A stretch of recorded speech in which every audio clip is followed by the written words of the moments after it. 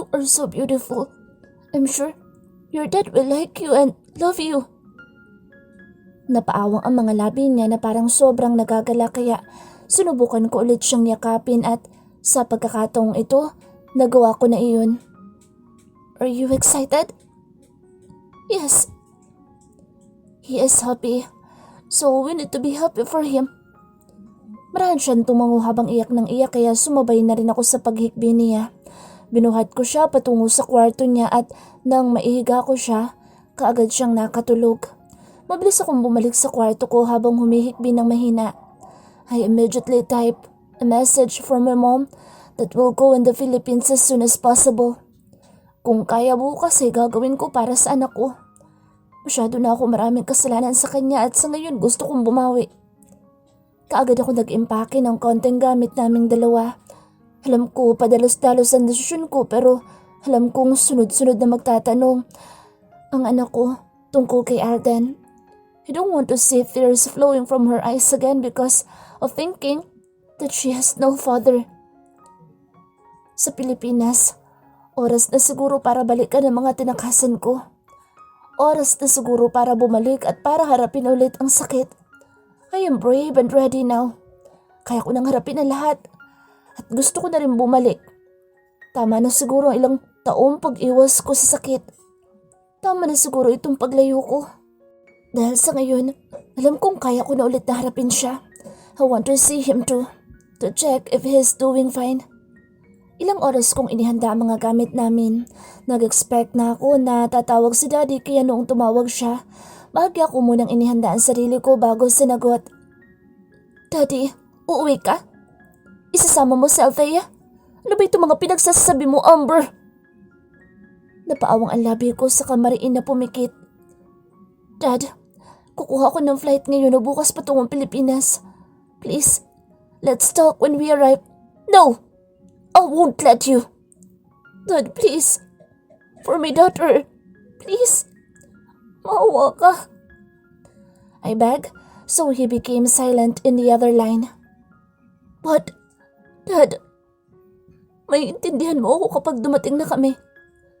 Dad, hayaan niyo na lang po muna ako na magdesisyon para dito. I am old enough to decide for my own good and for my daughter. Please, stop treating me like a child because I am not. I am here for how many years at babalik na ako. Uuwi ako. Narinig ko ang mura ni Daddy sa kabilang linya kaya napahinga ako ng malalim. Fine. Malamig na sabi niya bago ibinaba ang tawag kaya nanghihina akong napaupo sa malambot kong kama. You can do this, Amber. Bulong ko sa sarili ko. Nang magising, si Althea, laking pasasalamat ko kasi hindi na siya ulit nagtanong patungkol kay Alden. Pero kitang-kita ko mga tanong sa mga mata niya na alam kong gumugulo sa bata niyang isipan. I can't help but to feel so sad for my daughter. Pinagkait ko sa kanya ang lahat. But I can't blame myself too dahil yun ang alam kong tama noong mga panahon na iyon. Nang makapag-schedule na ako ng flight, kagad kami pumunta sa airport. Hindi na ako nagsama pa ng mga maids o yaya ni Thea kasi alam kong marami naman doon sa mansyon namin sa Pilipinas. Hinatid kami ng mga bodyguard sa airport. Hawak-hawak ko ang kamay ni Thea habang hinihilang isang malaking maleta. Kita ko ang pagtataka sa mga mata ng anak ko dahil sa mga dala namin. I can't help but to remember the day that I left Alden.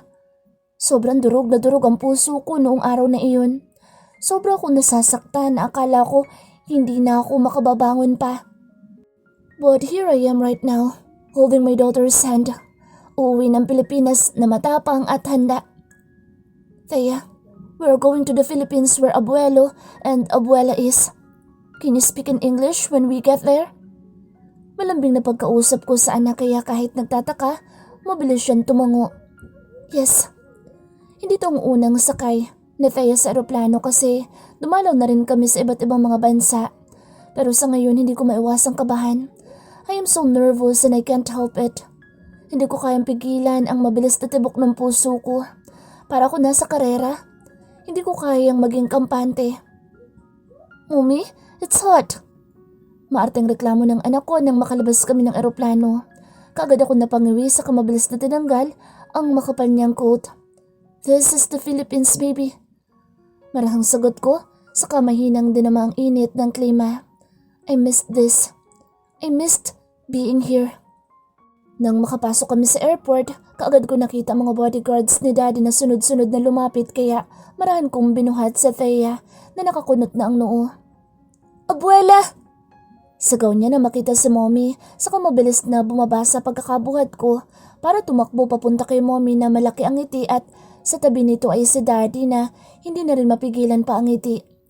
Nang makalapit ako sa kanila, kaagad akong yumakap kay Daddy kaya rinig ko ang paghinga niya ng malalim bago ako niyakap pabalik.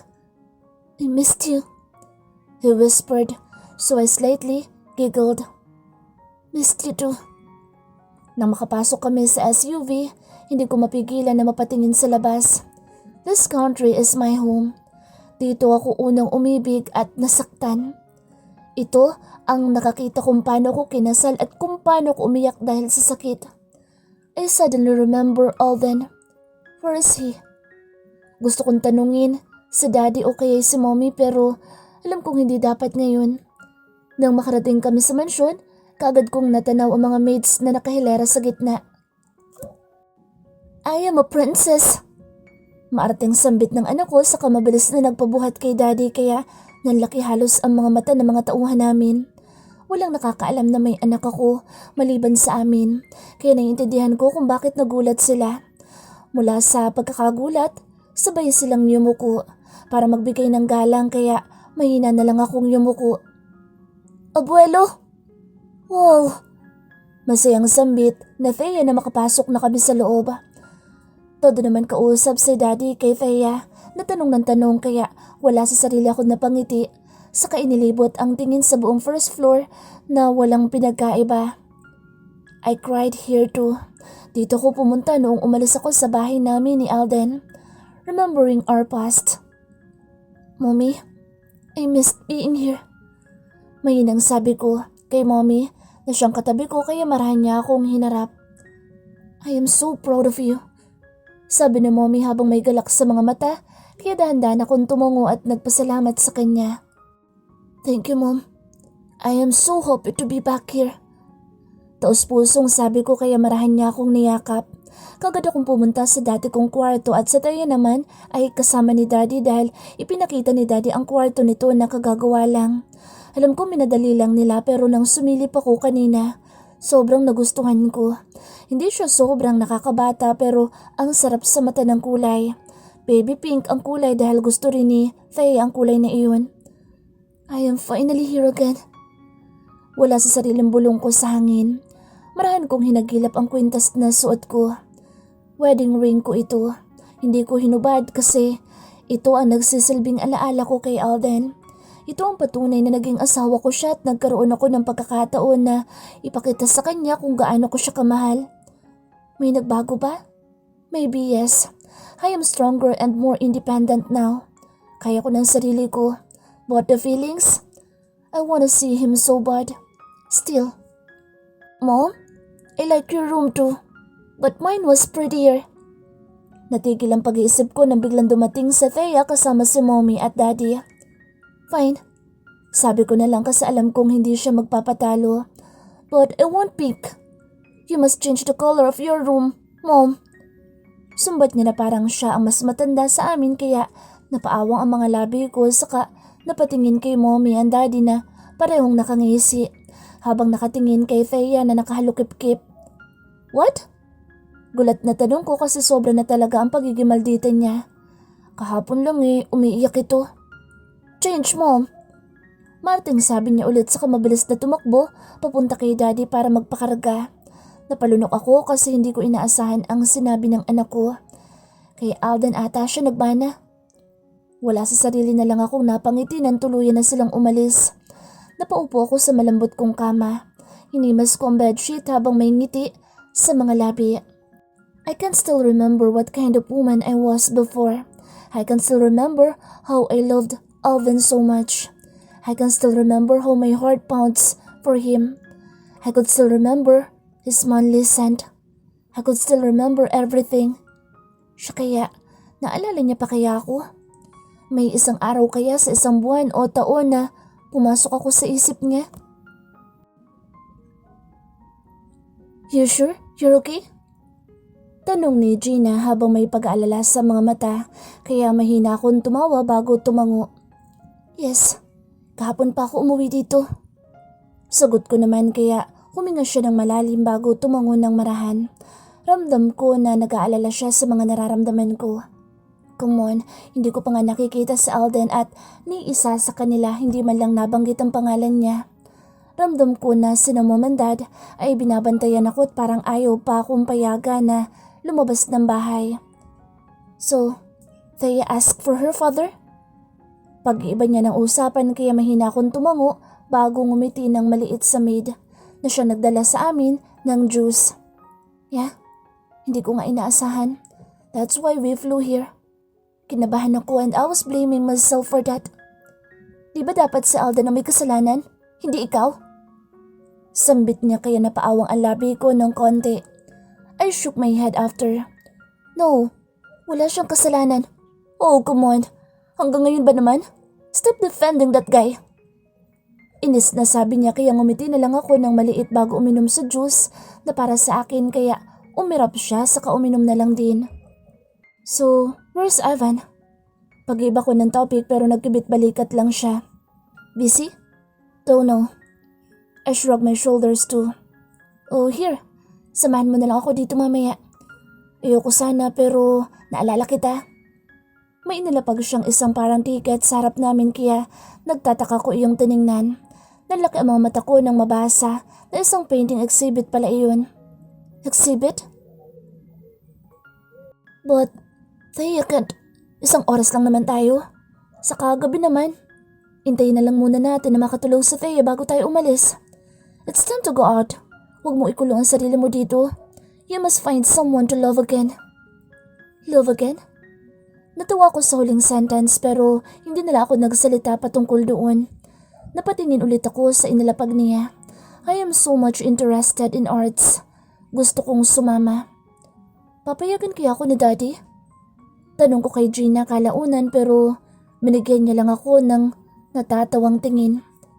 Papayagan? Oh my, you're almost 30 years old. At saka ang laki ng Pilipinas, kaya hindi dapat mangamba sa dito. Tumatawang sabi niya, kaya bahagi ako nag-isip bago tumango ng marahan. Fine, I'll come with you then. Sabi ko, kaya mas lalong lumaki ang ngiti niya. I want to explore different styles and painting, and this one is really a good idea. Gusto kong tumingin ng mga paintings para kahit paano ma-adapt ko ang mga kakaibang style.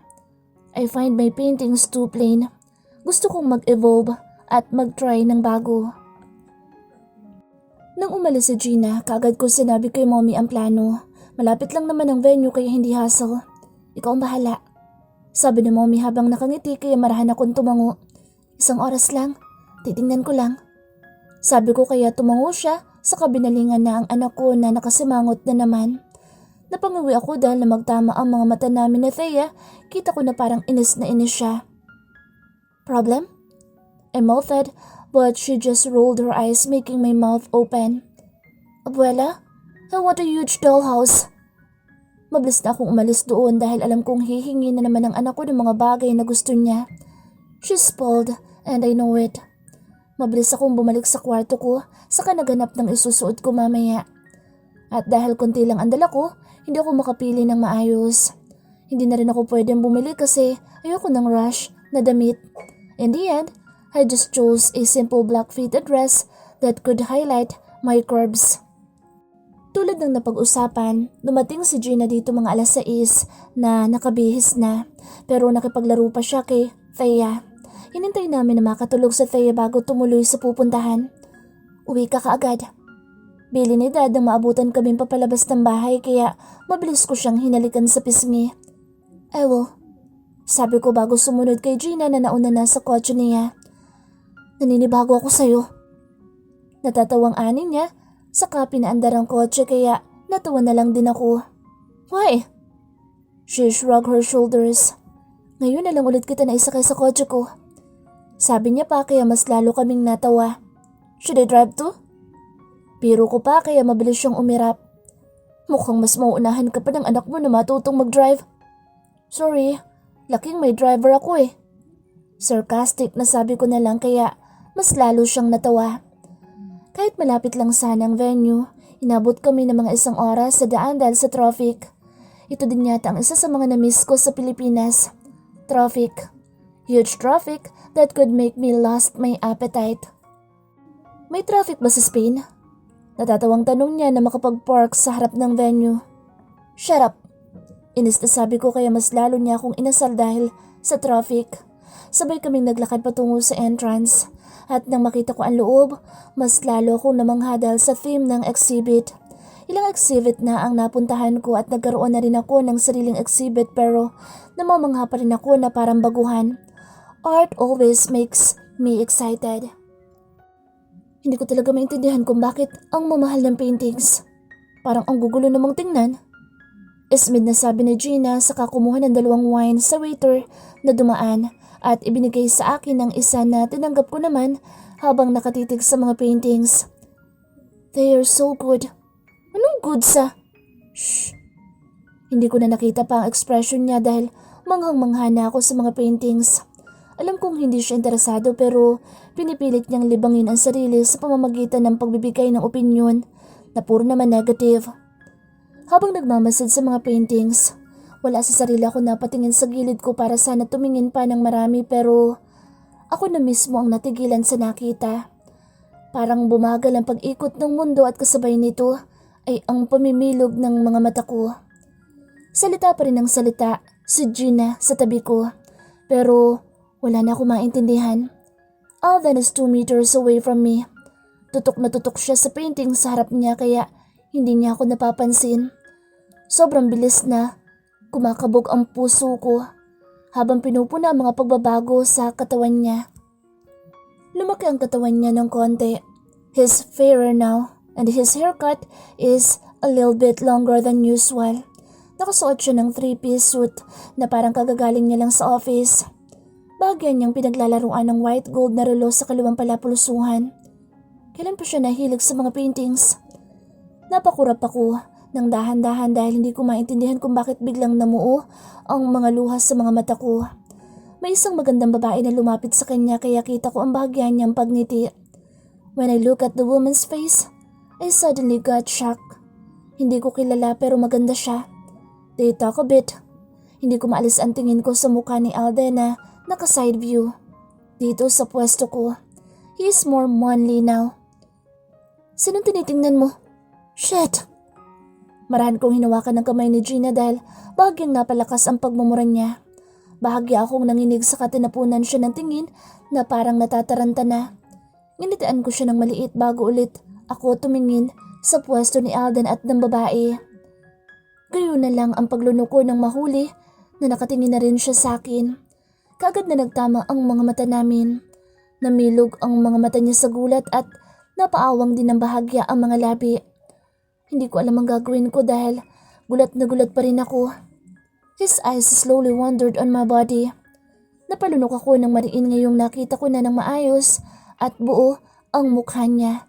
He still looked the same. Wala siyang pinagkaiba. Tara na. Bigla akong hinila ni Gina kaya nalis ang tingin ko kay Alden. Parang wala na akong maintindihan kasi ang lakas ng kabog ng dibdib ko. I am nervous. Hindi ko inaasahan na ngayon kami magkikita matapos ang ilang taon. Gina.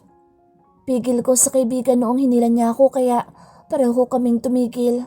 Wala sa sarili ako na napatingin ulit kay Alden na nag-uumigting na ang pangahabang nakatitig sa akin. Wala na ang babae na kausap niya kanina. Parang gusto ko siyang lapitan pero ayaw ko din. Hindi ko maintindihan. Nabigla siya mag-iwas ng tingin. Yun din ang pag-iwas ko ng tingin. Kabog ng kabog ang puso ko habang pilit kong tinitingnan ng painting sa harap ko. Let's go! Pamimilit pa ni Gina pero kinuha ko ang kamay galing sa pagkakahawak niya. It's fine. Hindi ko maintindihan. I am happy that I saw him again today. Pero para ako nanghihina. Our last memory with each other are not that good. Naghiwalay kami nang hindi nakapag-usap ng maayos. Galing sa pagtitig sa painting, Wala sa sarili ako na palingon ulit kay Alden na alam kong hindi umaalis sa pwesto niya kanina. Bagyang nagtama ang mga mata namin pero mabilis niyang ibinalik ang tingin sa painting na nasa harap na parang pilit itong iniintindi. Wala sa sarili ako na pangiti nang makita ang kunot niyang noo. He mirrored Thea's expressions. They really look the same. Nang tumingin siya sa gawi ko, mabilis na ako nag-iwas ng tingin sa kawala sa sarili na tumikim ng mahina. Shit, what are you doing, Amber? Naglalaro ka ng hide and seek sa ex-husband mo? Inis na bulong ni Gina kaya kunot noo ko siyang tiningnan. No, hindi na natuloy ang sasabihin ko dapat dahil may mga lumapit na ilang tao sa amin para makipag-usap tungkol sa mga paintings. Magalang ko naman na ibinigay ang mga opinyon ko at hindi nagtagal, nalibang na ako sa pakikipag-usap. Nang umalis sa mga tao, wala sa sarili kong inilibot ang tingin sa likod, harap at sa gilid. Napakunot ang noo ko nang makita na wala na si Alden. Kagad ako nakaramdam ng panghihinayang.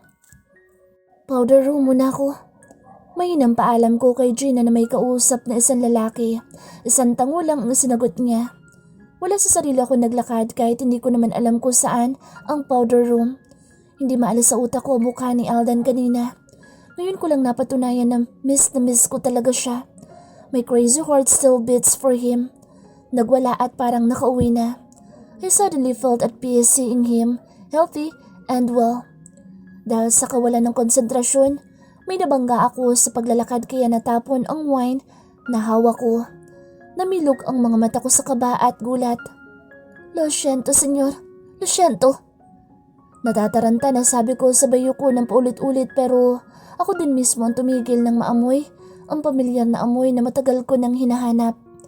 Unti-unti kong inangat ang tingin sa mukha ng taong nabangga. Tuluyan ko na bitawan ang baso ng wine nang makita ang seryosong mukha ni Alden sa harap ko. Nagbigay ng ingay ang baso ng wine na nabasag pero hindi naalis ang mga mata ko sa mukha ni Alden. What? He asked, using his cold and husky voice. Muntik na ako mapapikit dahil sa boses na iyon. Kailan ko uling narinig ang boses niya? I suddenly want to cry. Alden, Amber, let's go! Namilog ng husto ang mga mata ko nang mabilis akong kinaladkad ni Gina paalis doon. Isang beses ko pang sinulyapan si Alden na parang natigilan pero mas naging marahas ang paghila ni Gina kaya wala na akong nagawa. Gina, I know that eyes. Huwag mo kong kakausapin. Sumbat ni Gina habang dinuduro ako kaya napabuntong hininga na lang ako. My eyes? Ano ba ang mga mata ko? Umiiba ba kapag tumitingin kay Alden? I missed him so much. Wala sa sariling sabi ko kaya mas lalong napamura si Gina. Uuwi na tayo. Isang beses pa akong tumingin sa venue pero sa huli, pinili ko na lang na pumasok sa loob ng kotse na walang kahit anong sinasabi. Panay ang buntong hininga ni Gina kaya napapatingin ako sa kanya. Chill, I am fine. Sabi ko pero hindi niya ako nilingon dahil tutok na tutok siya sa pagmamaneho. Amber, ayoko ang Amber ilang taon na lumipas. Ayoko dun. Please, huwag mo nang ibalik. She said, using her shaky voice. Hindi ko maiwasan na mag-isip. Ano ba ako noon? Am I too vulnerable? Or am I too in love? Ano bang nagbago ngayon? Wala. Ganun pa din ako. I couldn't sleep that night because of Alden's face on my head. Sa bawat pikit ko, siya ang naalala ko na parang bumalik yung dati. Yung dati na hindi ako makatulog dahil sa kanya. Pero ang kaibahan ngayon ay hindi ako umiiyak. Hindi ako makaiyak. His scent is still the same. Pakiramdam ko amoy na amoy ko pa siya hanggang ngayon. His eyes, it's still cold. His husky voice, I miss it so much. Inabot ako ng madaling araw sa pag-iisip kaya kahit isang oras wala akong tulog. Bumangon na lang ako, saka dumiretso sa banyo para maligo para kahit paano maging maayos ang pakiramdam ko. Matapos kong maligo ay siya din pagdating ng anak ko na inaantok pa. Mommy? Nakanguso niyang tawag, saka mabilis na nagpabuhat kaya binuhat ko na rin kahit malaki na siya. Malambing na tanong ko. Where's my daddy? Napaawang ang labi ko sa sinabi ng anak ko. Hindi ko akalain na magtatanong ulit siya. I can tell him that I saw her father last night. Hahanap muna ako ng tiyempo. Ayokong umasa siya kaagad. Wait, baby, alright? I will let you meet your father soon. Malambing na sabi ko kaya mahina siyang tumango at sumiksik sa leeg ko lalo. Ilang minuto ko siyang hinayaan sa ganoong posisyon hanggang sa siya na mismo ang kusang kumalas. Napangiti ako ng matamis na kaagad bumalik ang maldita na itsura niya habang tumatakbo papalabas ng kwarto ko kaya mabilis naman na akong sumunod. Kapwa naming naabutan si mommy sa kusina na tumutulong sa pagluluto. Tumigil siya na makita sa Thea at kaagad na humalik dito. Abuela! Hagik-hik ng anak ko sa kapilit na umakyat sa high stool papunta sa island counter. Humalik na rin ako kay mommy saka tumulong na rin sa pagluluto. Hindi nagtagal, pinaubaya niya si Thea sa isa sa mga maid at dahan-dahan na lumapit sa akin kaya saglit ko siyang nilingon. Amber? Marahang tawag niya. Mom? Shesay. May nasabi sa akin sa Thea kagabi tungkol sa daddy niya. Bahagyang napaawang ang mga labi ko dahil sa sinabi na iyon ni mommy. Nang nilingon ko ang anak, kasalukuyan na itong may hawak sa iPod habang nakaupo sa itaas ng island counter. Mom, nagtanong siya. Ano ang sinagot mo? Nanginig ang mga labi ko at hindi ako makasagot sa naging tanong ni mommy. She wants to meet his father and I told her that she will. Kaya kami umuwi dito sa Pilipinas ng mabilisan. Nanginginig na sabi ko habang hindi makatingin ng diretso kay mommy. I am sorry. Madamdaming sambit ni mommy kaya isang pilit ng ngiti lang ang ibinigay ko. It's fine, mom. Stay strong, darling. I am here to support you. Malambing na sabi niya kaya mahina ko siyang niyakap. Thank you, mom. Matapos namin magluto, yun ding pagbaba ni daddy kaya sabay-sabay kaming kumain. Abuelo, where are you going? Puno ng curiosity na tanong ng anak ko kay daddy kaya natawa sa dad ng mahina. Work, baby. I will buy you some toys after.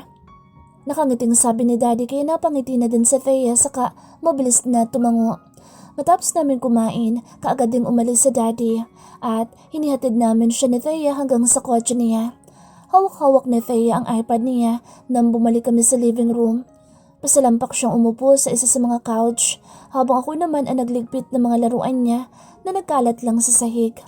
May playroom ako dito noon pero sinira na. Pero ngayon, nag-iisip ako kung magpapagawa ako ng bago para kay Thea. I am not yet sure if we will stay here for good. If we will, I should buy our own house. Ilang sandali pa iniwan ko sa Thea kay mommy para pumunta sa malapit na grocery. I need to buy some stuff for my daughter. Sa pagmamadali kasi namin, ang dami kong kulang na nailagay sa maleta. Mommy, chocolates, please. Bili ni Thea kaya bahagya akong natigilan. Mahirap maghanap ng sugar-free na chocolates dito sa Pilipinas. Kung yun ang sadya ko, dapat sa mall ako pumunta. But, sinamaan niya ako ng tingin kaya napangiwi na lang ako at pilit na tumango. Fine, spoiled brat. Bulong ko pa bago dumiretso sa kotse namin na nag-iintay.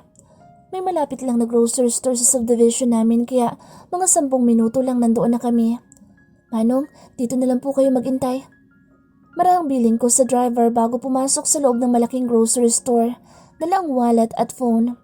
I was wearing a white polo for girls and denim shorts, then white sneakers, causing me to look like a college student. Buying groceries for her dorm. Pagpasok ko sa store, kaagad na akong pinagtinginan ng mga tao doon, kaya bahagya akong yumuko saka kumuha na lang ng cord. Pumunta ako sa baby section kung saan may mga wipes na pambata. Kumuha ko ng maraming wipes saka tissue na rin at lotion para kay Thea. After that, I got myself a sanitary napkin and sanitary alcohol, then a lot of tissue papers.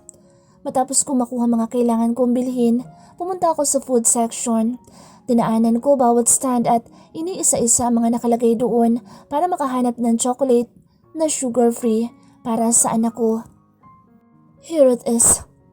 Masayang bulong ko sa sarili nang sa wakas ay nakahanap ng chocolate bar na sugar-free. Kumuha ko ng marami at sa gitna ng pagkuha ko, May sumabay sa akin kaya kaagad ko itong nilingon para ngitian sana. Pero na magtama ang mga mata namin, ganoon na lang ang gulat ko. Halatang nagulat din siya kasi namilog ang mga mata niya na parang nakakita ng multo. Tinignan niya ako mula ulo hanggang paa habang ang isang kamay ay nakahawak pa rin sa mga chocolates. I did not expected that I might see Michelle here. Nakasuot siya ng heels kaya halos pumantay siya sa tangkad ko. May makeup din siya na makapal, hindi gaya ko na pulbo lang ang inilagay. Napaawa ang labi ko dahil hindi ko alam ang sasabihin. Kumakabog ang puso ko ng mabilis dahil sa hindi inaasahang pagkikita. Wala sa sarili akong lumayo makalipas ng ilang segundo. Kahit kukuha pa sana ako ng chocolates. Mabilis niyang inayos ang sarili saka tumuloy sa pagkuha ng chocolates na parang hindi siya nagulat kanina sa presensya ko. Napakunot ang noo ko ng bahagya dahil may napansin ako na sugat sa isang palapulusuhan niya na ginagamit sa pagkuha ng chocolates. Tinignan ko iyon ng maigi hanggang sa tuluyan kong napagtanto kung ano ang mga iyon. Blade cuts. Ang dami, pero may ibang mukhang matagal na pero may ibang mamula-mula pa. Natigil lang ang paninitig ko doon nang bigla ulit siyang lumingon sa akin, saka pinagtaasan ako ng kilay. Napatikhim ako saka mabilis na tumalikod para iwan na siya doon. Wala na ba sila ni Alvin? I forgot to look at her ring finger. Kasal na ba sila? I thought they're engaged. Dinala ako ng mga paako sa chocolate drinks na para sa mga bata kaya naghanap na lang ako ng para kay Thea na sugar-free na din. So, you're back? Mabilis kong nilingon ang nagsabi ng mga katagang iyon. I saw Michelle trying to be interested in some chocolates in front of us. Yeah? Mahinang sambit ko habang nasa chocolate drinks ulit ang mga mata. Talking to her right now made me nervous. Ilang taon na rin nang huli ko siyang makita. Wala akong nabalitaan na kahit na ano kaya wala akong kaalam-alam. Sana hindi na. Prangkang sabi niya sa kamahinang natawa pero danig ko doon ng sarcasm. Napaawang ang labi ko sa kapilit siyang tiningnan habang magkasalubong ang kilay. Napangisi siya na parang demonyo habang nakatingin na rin sa akin. Kita ko ang disgusto sa mukha niya kaya marahan akong humakbang ng isang beses para lumayo ng konti. At mukhang napansin niya iyon kaya mas lalo siyang umisi. What are you talking about? Mahinang tanong ko. I am trying to be good. Ayoko ng gulo. I am better than that. Muli niya akong pinasadahan ng tingin mula ulo hanggang paa. Kaya nakaramdam ako ng bahagyang pagka-insulto. Bakit ka pa bumalik? Hindi ka ba nakontento? Matapang at nangiinsultong tanong niya kaya napalunok ako. I don't know what you're talking about. Excuse me. Mabilis na sabi ko sabay alis doon pero napahinto na lang ulit ako dahil sa sinabi niya. Alden and I will get married this year. Bumalik ka na lang kung saan ka nanggaling. Namilog ang mga mata ko. This year? Hindi pa sila kasal? I thought they're already married. Ilang taon na lumipas. Why? Kahit gusto ko na sanang umalis, nagawa ko pa siyang langunin gamit ang gulat na muka. Hindi ko nandito para sirain ang plano niyo. I don't know anything. Stop talking to me if you don't have good words to say. Sabi ko kaya nalaglag ang panga niya. Iniwan ko siya doon na ganoon ang itsura. Bahagya akong namawis ng malamig dahil sa nalaman. They are not married yet? Pero engaged na sila, diba? So, hindi rin sila naghiwalay? Imbes na maghanap pa ng ibang bibilhin, kaagad na lang akong dumiretso sa counter para magbayad. I suddenly want to go home. Michelle is threatened with me? Why? Wala na nga akong ginagawa. Pumila ako para magbayad kasi medyo marami ang namimili ngayon. Napapikit ako ng mariin para kalmahin ang sarili. Kumakabog ang puso ko dahil sa bahagyang inis na nararamdaman.